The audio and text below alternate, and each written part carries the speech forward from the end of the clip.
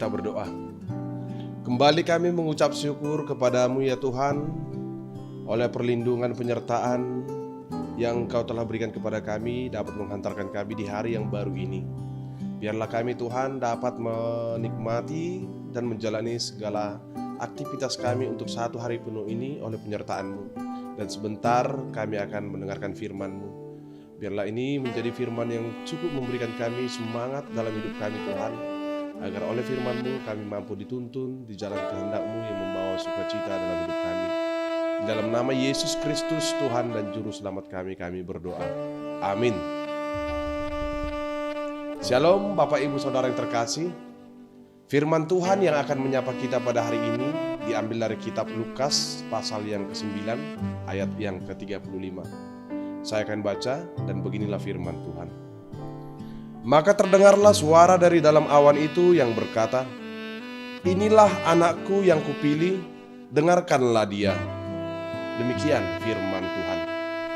Bapak Ibu Saudara yang terkasih di dalam nama Tuhan kita Yesus Kristus, mendengar itu adalah pekerjaan yang sulit.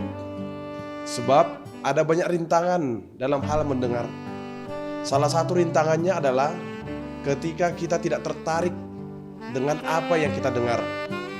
Begitu kita tidak tertarik, mungkin hati dan pikiran kita bisa melayang-layang entah kemana-mana. Sebaliknya, kalau kita tertarik kepada apa yang mau kita dengar, kita pasti akan setia memahami, menyimak, dan mencermati apa yang mau kita dengar itu. Itulah sebabnya sering dibedakan perkataan mendengar dalam dua suku kata, di mana kata mendengar sepintas dalam bahasa Inggris dikatakan to hear, dan mendengar dengan sungguh-sungguh to listen. Tentu sangat berbeda Bapak Ibu. Sedangkan dalam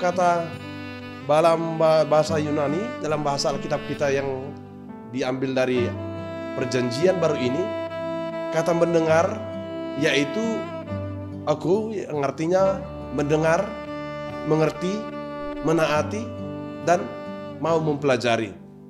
Itu artinya sederhananya kita bisa dapat katakan bahwa mendengar itu menurut kitab kita ini adalah mendengar untuk menaati. Bapak Ibu Saudara yang terkasih, perikop firman yang menyapa kita pada hari ini ingin mengatakan bahwa sewaktu para murid sedang tertidur, Yesus mengajak ketiga muridnya yaitu Simon Petrus, Yohanes, dan Yakobus untuk berdoa. Sewaktu Yesus naik ke bukit untuk berdoa, ada dua orang laki-laki yang mendampinginya yaitu Musa dan Elia.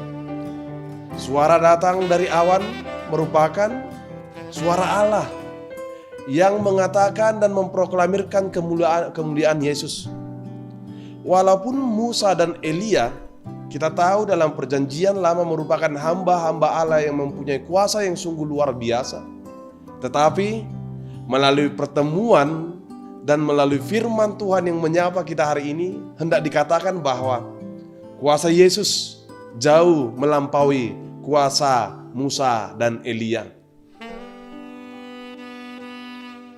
Allah sendirilah yang memproklamirkan tentang identitas Yesus kepada para murid, serta menegaskan bahwa Yesus adalah anak Allah yang datang dan diurapi oleh Allah untuk memanggil semua orang masuk ke dalam kerajaan. Dalam perikop ini dikatakan bahwa Yesus mengalami pemuliaan dengan transfigurasi, di mana Allah menyatakan siapa sebenarnya Yesus itu. Dan hal ini melambangkan bahwa hukum dan para nabi digenapi di dalam diri Yesus.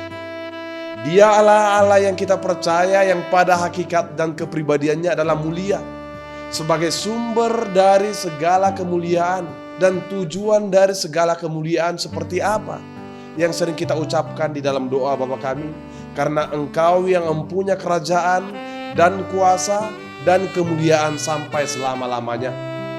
Itu artinya sebelum dunia ini diciptakan, Dia adalah Allah yang mulia, yang tidak akan pernah berkurang kemuliaannya, kendati kita dan dunia yang kita diami ini penuh dengan dosa. Hal ini juga ingin menegaskan kembali tentang panggilan kita untuk mau menjaga nama baik, kemuliaan nama Kristus di dalam hidup kita, agar nama dan kemuliaannya tidak tercoreng oleh hidup kita sebagai pengikutnya melalui segala pelanggaran-pelanggaran apapun.